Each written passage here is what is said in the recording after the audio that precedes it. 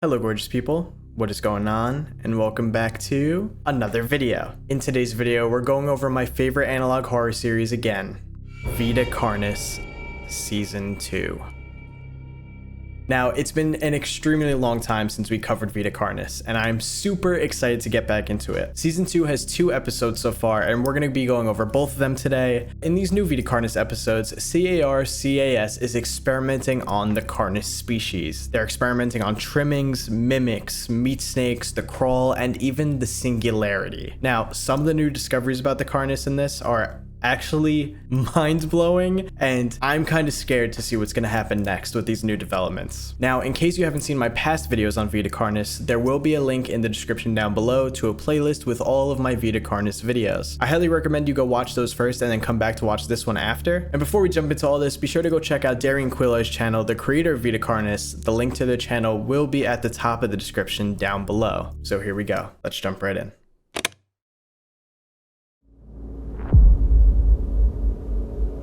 Video 18, New Beginnings.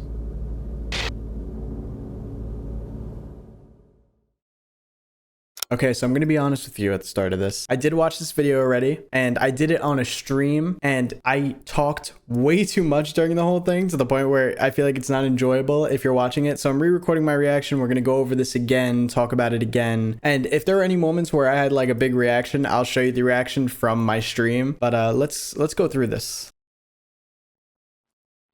Warning. This video talks about shows and imagery of graphic content like flashing lights, gore, violence, death. Viewer discretion is advised. Today something has happened within the restricted zone, where a large group of cultists have been apprehended.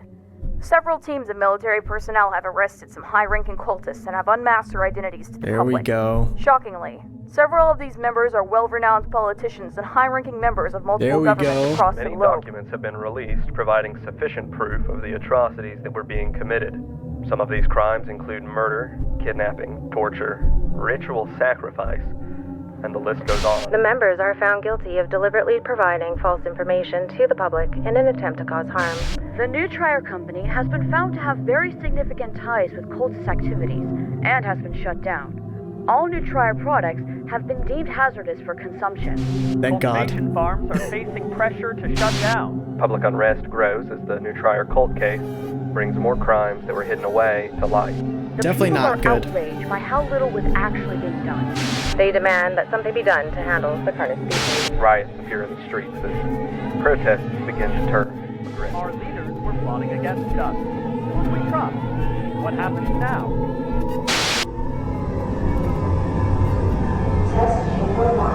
There it is.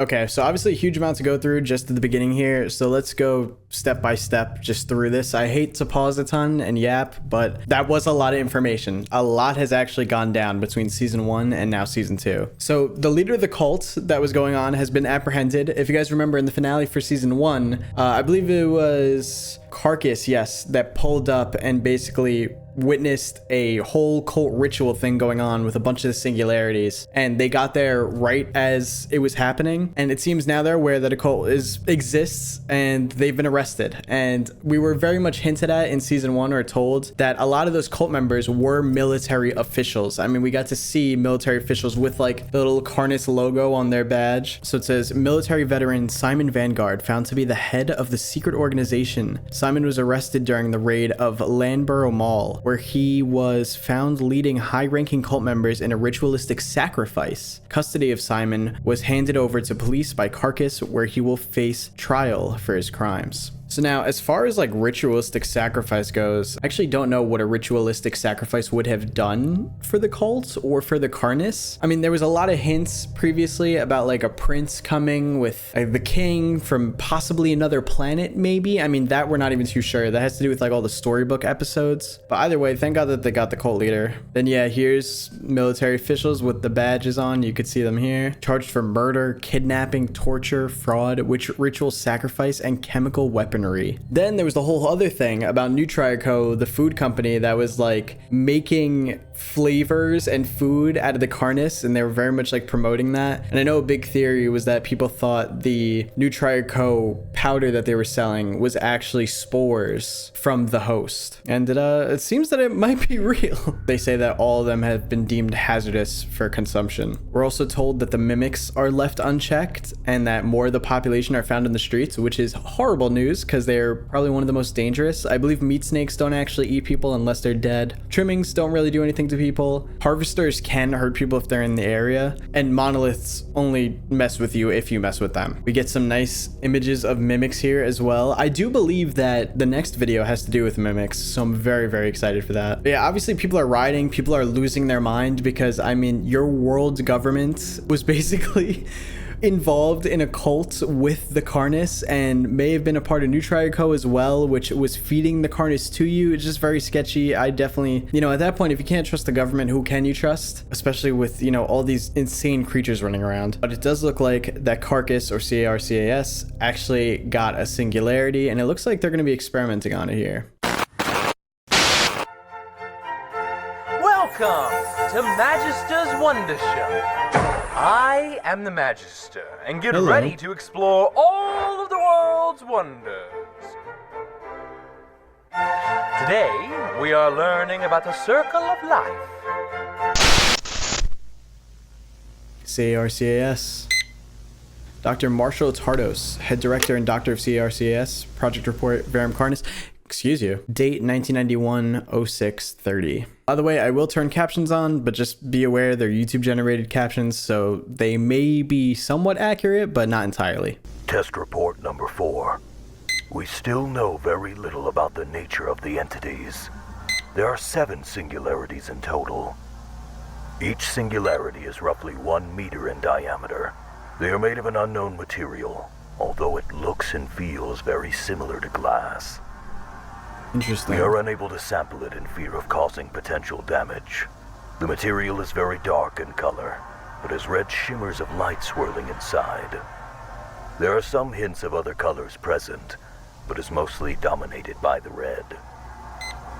Each entity hovers above the ground in a stationary position, although they can be moved with relative ease. Our equipment can detect some subtle pulses of energy in rhythmic but random patterns.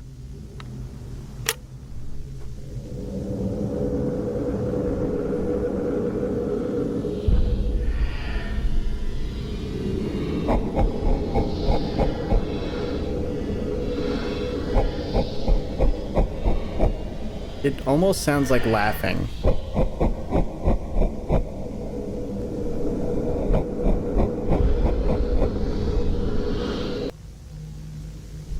We don't know what they are. We don't know if it is breathing or communicating. We don't even truly know if they are even organic. This is nothing new, just confirming what we already know. Our first experiments didn't give any interesting leads. The most we got was some interference with electronics, especially when there is more than one kept close together. But the experiment we conducted showed extremely significant results. The experiment played out like this. In test chamber 1, a live cow was released into the chamber with V1 for an extended period. They were left together for 24 hours. The test showed minimal results from the entity and an increase in stress from the cow.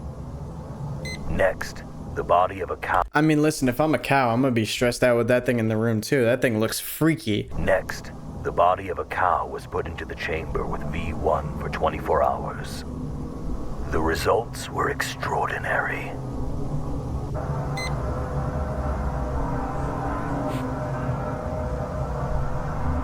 Its body degraded into crawl. 5 hours after the whole body had been ingested, concentrations of crawl rapidly grew from several points from within the chamber. What this could mean, it rewrites Everything we knew about the Vita Carnis species. Allow the crawl to grow out here. We are gonna, I'm again sorry for pausing, but we got to go over that. So they captured the singularity. They don't want to actually touch it or like break it to try to get samples of it because they're afraid of breaking it and probably what could be inside, which I don't blame them for. I mean, this does seem like the center of the entire Carnis species right here, and God knows what it could do if you try to damage it. I mean, the monoliths, I feel like we're surrounding it as a way of like protecting it, so they got to be protecting it for a reason. Now, it's interesting to note that it does mess with technology. We know roughly that the Carnis has some kind of connection with technology. For example, trimmings really like the radio and I believe TVs, and that's kind of odd. And now we're seeing that the singularity messes with technology as well. So, okay, now obviously you have the test with the cow where it gets stressed when it's alive and in the room with it. But then when they put a dead cow in the room, the dead cow decomposes into crawl and then starts to just spread around and go up the walls and whatnot. Now, I'm not sure if this is intentional, but they do show it going onto the camera here, which again could be the Carnis like linking to technology in a way. But that's just the theory. Maybe this is just a way of showing that Carnis spreading.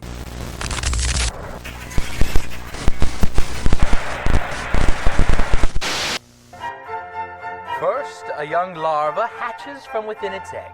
It will roam around and find food to help it grow and grow. Once they are big enough, they transform into a pupa, and after some more time, they transform into an adult beetle. The adult beetle will go out into the world in search of food.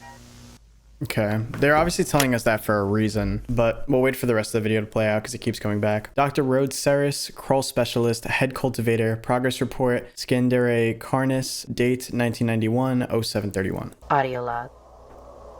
Progress report for crawl samples. Cultivation has been successful. So far, we grew them with 3 specific environmental factors. 1 is our control group, 2 with access to additional nutrition sources, and 3 with exposure to radio signals.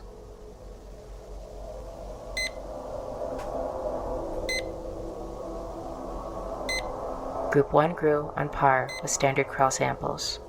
No distinct abnormalities. Okay. Group 2 grew at a faster pace than the control group, as expected. Because it has access to nutrients.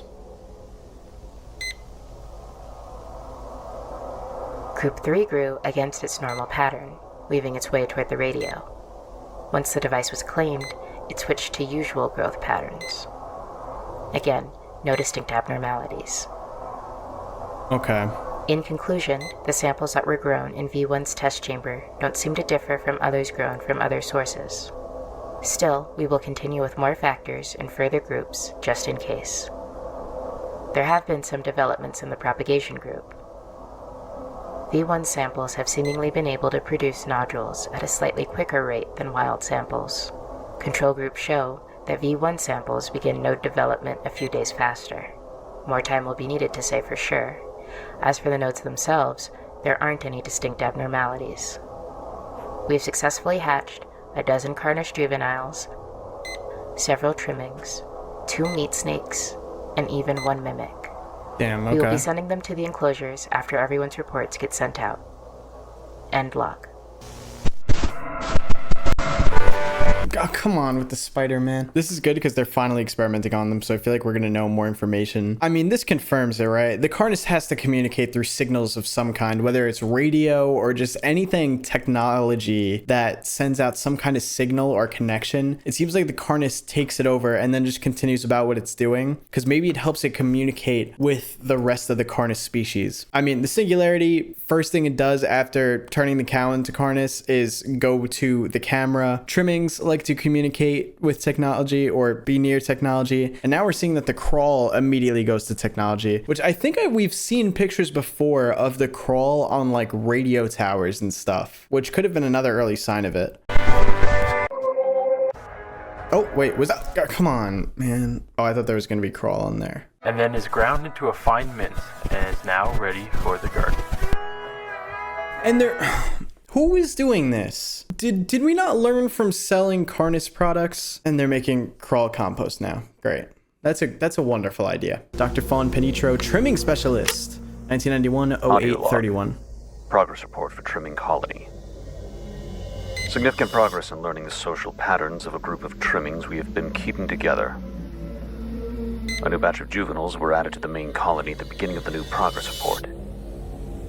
They were accepted into the community immediately. No conflict or rejection observed. They did provide the circumstances to document more of their interactions. Trimmings communicate through a series of vocal cues. Colony members meeting the new batch with squeaks and squeals. They also are not afraid to show us when they are upset. Yeah. Trimmings also use some physical displays as well. For example, trimmings do a chewing or chatter motion with their mouths when they are happy or interested in something. Aww. The experiment that we performed was to explore the extent of their communication skills. The test went like this. We took one of the trimmings and had them in place in a modified enclosure. A speaker would play 2 separate audio cues. A positive cue would play, followed by a treat, and a negative cue, followed by a small spray of cold water. It's messed up. We did several rounds of both audio cues to condition the trimming's response. Yay, food! Yay. Yay, food. Yum, yum.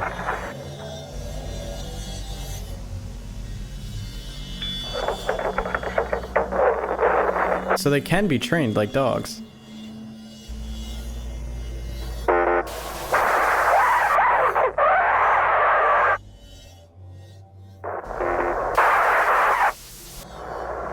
So horrible.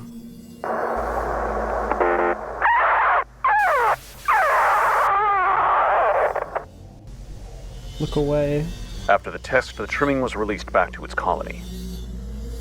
And after a few hours, we tested how much the trimmings communicated.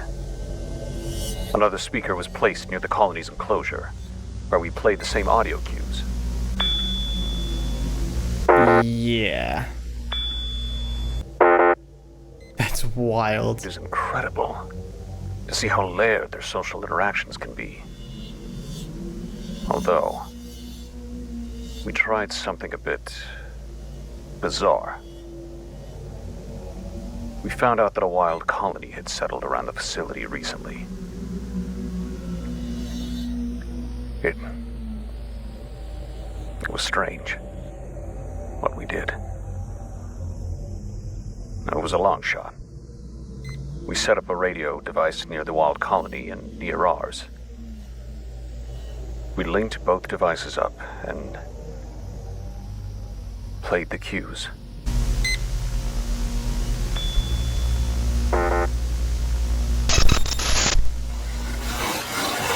Okay, so I feel like you're meant to think at the beginning, right? Like, they trained one of the trimmings to react to the positive and negative sounds. And then when that trimming goes back to its family, it kind of tells them and maybe trains them or adapts them. And then they all start reacting to the noises without going through the same, like, treatment that the original one did. But now for an entire trimming family that's completely outside of the facility, that has nothing to do with these ones being experimented on, also reacts the same despite having no direct communication, shows that all the trimmings are linked together, at least in like a wide general area. So could that mean that all the Carnis, all the mimics, the trimmings, the crawl, everything is connected in some way? Again, I'm not going to let go of the fact that they communicate through some kind of signal or waves, and that can transcend through walls and whatnot. I do remember back in the Living Meat documentary that during one of the trimmings videos, it says trimmings gathered under abandoned satellite dish, 400 plus of them. The only thing I could think is that they're getting a signal from something. And I believe at the time I thought that they were getting a signal from the singularity, but they could just be communicating with the rest of the Carnis species in general. It is insane to think that, because if trimmings can do that, can mimics do that too? I think it's just things like that that are now wild to think about. There's many dangers out there in the world. There are many predators that would love to have beetles for a snack. And unfortunately, Not all beetles make it. Yes, it is sad, but that's how the circle of life works. But look, one of the beetles has laid eggs. And once the beetle's eggs hatch, the beautiful cycle starts again. And life continues on. Now, that is a bit confusing to me, that whole thing that they're teaching about the circle of life. Is that to show that the Carnis, even after it dies, it just gets reborn again in a new cycle? Or is that to show that when actual life of, like, for example, the cow, the cow goes through life and then it dies, does it live a new life as a form of Carnis? Like how we saw that the body of the cow turned into Crawl and then started, then, Crawl obviously then grows like mimics and trimmings, etc. I don't know. I'm not sure. Let me know what you guys think in the comments down below. And shout out to Darian, the creator of Vita Carnis. And shout out to the cast as well. Yep, Crow's in the cast.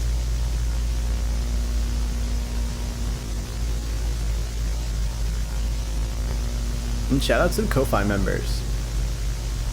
Then obviously go support all of Darian's socials as well, which I'll also have linked down in the description down below. Okay, so that was very exciting. I actually don't have a lot to say after that one because I was too busy yapping during it. I'm very excited for this next video because this next video is supposed to have mimics involved, and I have been dying for some more mimic content. I love the mimics in Vita Carnis. They are horrifying to me. So here we go. Also, little guy, you can look again. Don't worry. They're not hurting your kind anymore. Hopefully this will be a much nicer video for you to watch. And yes, that last video did make me like trimmings. I know originally I said that they were disgusting and I would never have one. Meat have grown a reputation to be a loving companion for many people in the recent months. Dude, it looks like a undercooked meatball that's like still wet or something. I don't even know. Ratbot King, you want one of these as a pet? Go ahead, just don't have it around me. I'll kick it. But as you can see, I have one of my own. I actually have two. Big shout out to the fan that made me this one. Look at this little guy. He's disgusting, but he's cute. I have him hanging up there in the background.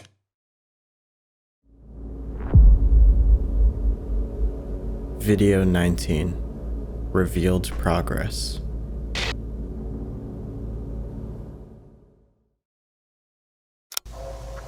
Warning, this video talks and shows imagery of graphic content like flashing lights, gore, violence, death. Viewer discretion is advised. Here we go, I'm excited.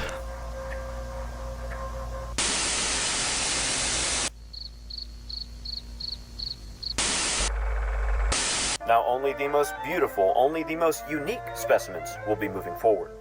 What the heck? Whoa, hold up.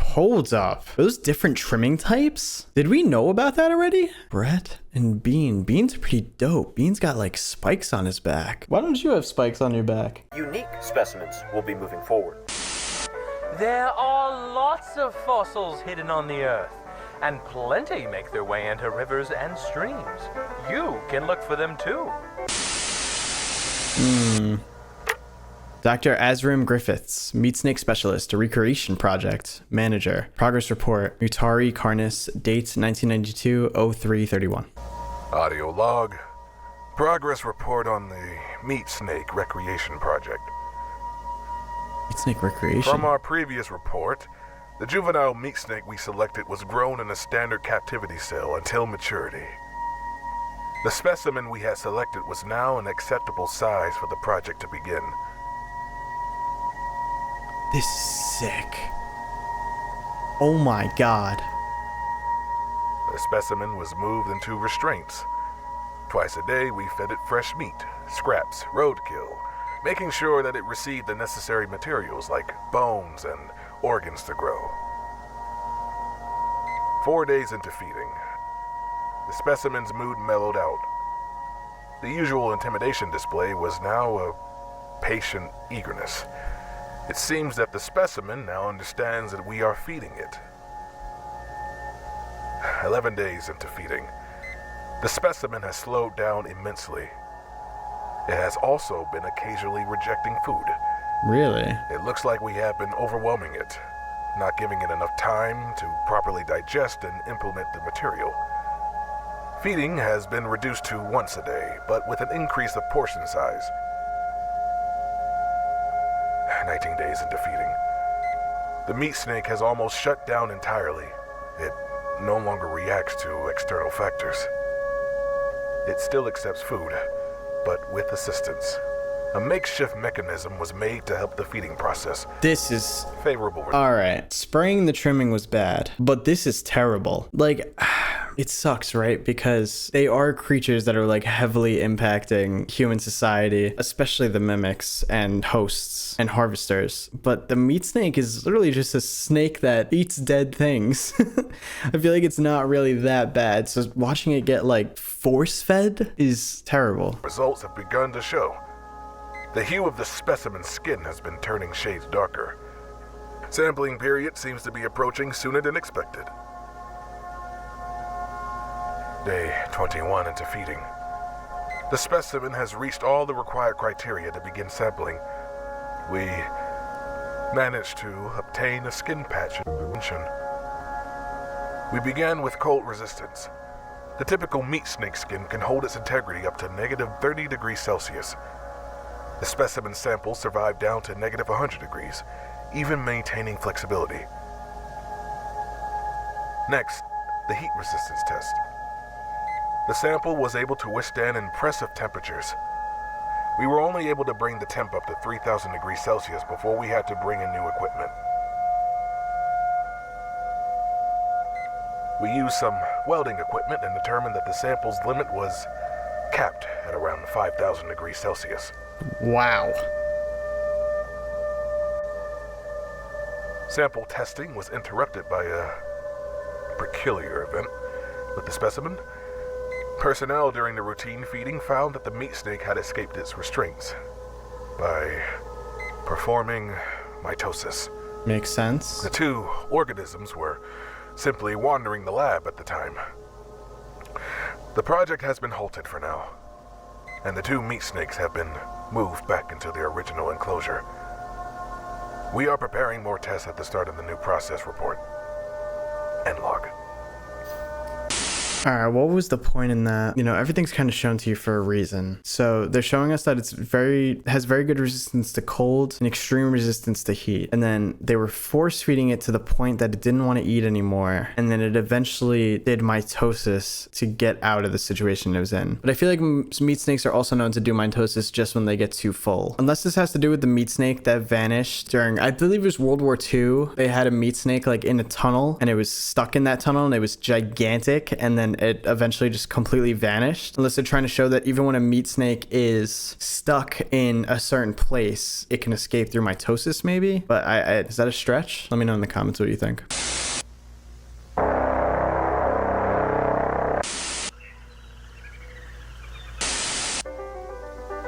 You can make your own sieve at home.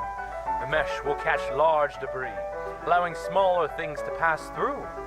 But you can add more layers with different mesh to catch more things. Curd. Lovely contestants so far. You know this guy? I'm sorry. I'll vibe with curd, but raisin? I don't know about raisin. Lovely contestants so far, but there can only be one winner. And this year's winner is Patty! No. Wait, that thing's head is... No. Does that mean that the trimmings have different forms too? It's kind of like the meat snakes with the head that comes out, but it's also kind of like the elder mimic. Because doesn't the elder mimic its body turns like completely black and then it gets like this skull type head? Interesting. That's crazy. That's a gnarly trimming. I would definitely own that trimming actually.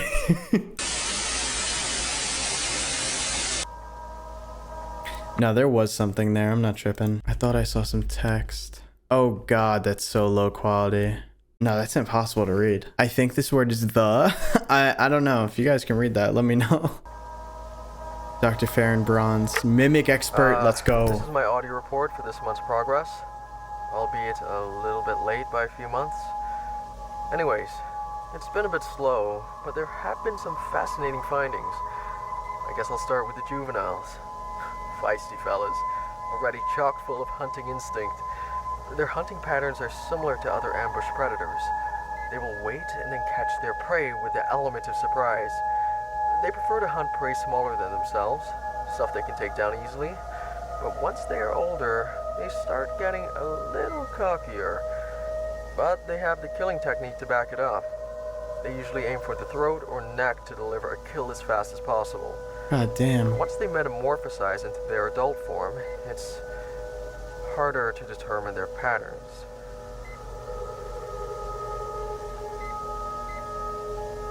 Oh my god. The juveniles we do manage to get into their adult form don't last very long. They simply hide away, rejecting all food we provide. As it is well known, adults only eat human flesh. The adults we have all die to starvation. The best candidates for research are the ones we capture out in the wild. They last longer, most likely due to them already having food and nutrients in their systems. It's not something I dwell on too often. I am thankful for the ones they bring in for me. We got several adults, even a few humanoid ones. Oh. We are able to understand a bit of how they work before they eventually whittle away. The hunting tactics of the adult forms change drastically from their previous form. Hunting now takes much longer as they observe and watch their prey. They are very cautious, waiting for the best opportunity. They take advantage of anything they can to get an upper hand. Their most popular tactic nowadays is climbing inside of furniture. Freshly metamorphosed adults are roughly 160 centimeters in height, but can fold themselves tightly into small spaces. One was even found inside one of those old-fashioned mannequins. And older adults still fit exceptionally well in tight places. It's funny, we didn't even know they could do this until the late 70s. They weren't even called mimics then. They were called, butchers. They changed it because its name better matched the description of characters in some kids' board game. Anyways, the hunting tactics beyond this are confusing to say the least. All depictions of their patterns have been wrong in one way or another. Ever since that public announcement in '86, they keep changing it. In reality, it is almost completely random. Each case in the wild is different, and this announcement in '86, tactics beyond this are confusing to say the least. All depictions of their patterns have been wrong in one way or another. Ever since that public announcement in '86, they keep changing it. In reality, it is almost completely random. Each case in the wild is different, and it's hard to determine why in captivity. Plus, human testing is a no-go, even though I volunteered myself. I feel so close to figuring it out. Anyways, I'm getting ahead of myself. The next stages are even harder to... Wait, how long do these tapes have to be? But realized he didn't have to keep going. God, I hate bugs.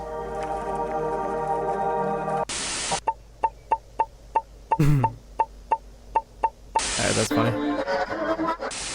Look, this one would have fallen through our first sift. There are plenty of other fun things you can find as well. Oh no, my sieve isn't working. Looks like there's a hole in your mesh.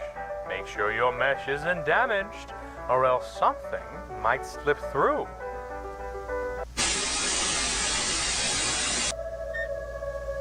Oh my god.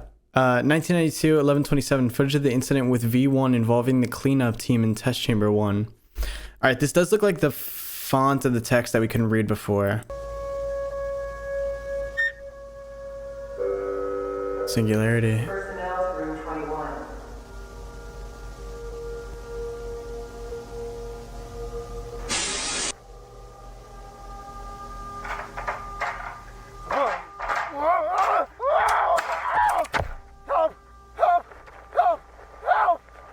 What happened? My leg's caught. It's bad. It's bad. I'm bleeding. What do I do? I can't reach. What do I do? Help me down, please. Please. We need medical assistance in test chamber 1. Oh, God. Stay calm. Help is on the way. Wait, what? Just try to stay Damn calm. it. Oh, God.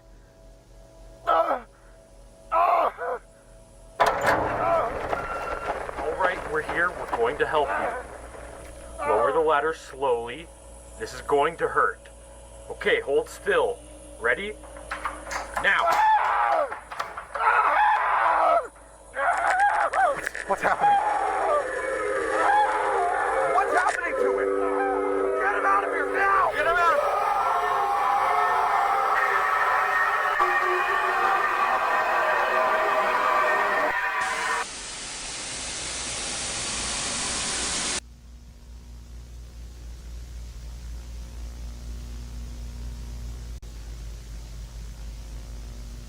Wait, what just happened? Wait, hold on. I need to watch that back again, Darian. What happened? My leg's cut. It's bad. It's bad. I'm bleeding. What do I do? I can't reach. What do I do? Help me down, please. Did he say his leg's cut? I'm confused. Did the crawl cut his leg? Ready? Now. What's happening? What's happening? And then the singularity starts bugging out. I think these are just images of the singularity. This almost kind of looks like space a little bit. And of course, shout out to Darian. And shout out to the cast as well.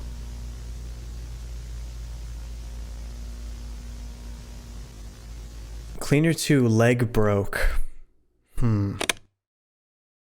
Okay, so I feel like it's pretty up in the air what happens at the end, and I want to say that some of the crawl may have either gotten out of the chamber with the singularity and maybe attacked one of the workers, and it seems like it broke his leg. So my thought is that maybe the crawl wrapped around his leg and broke it and was maybe trying to feed off of his leg. I mean, I feel like maybe he was trying to feed off of his leg using the crawl, and then when the other workers got involved and tried to stop it, that's why the singularity started bugging out, because it was kind of messing with its food a little bit, or the workers were just trying to stop what it was doing. I'm not really too sure, but I am loving where this season's going. I always felt like the way that Vita Carnis is laid out is very cool, because like the Living Meat documentary introduces you to all the creatures, and then the second part of season 1 kind of elaborates on the creatures more and what they do, while also giving you more things about the lore. Like we started learning about New Trier-Co, and we started learning about the governments involving and the cults. And then now it seems like this time we're getting a company that's trying to help by understanding the Carnis more and experimenting on them. Although I think you could kind of debate that what they're doing is a bit messed up to the Carnis, but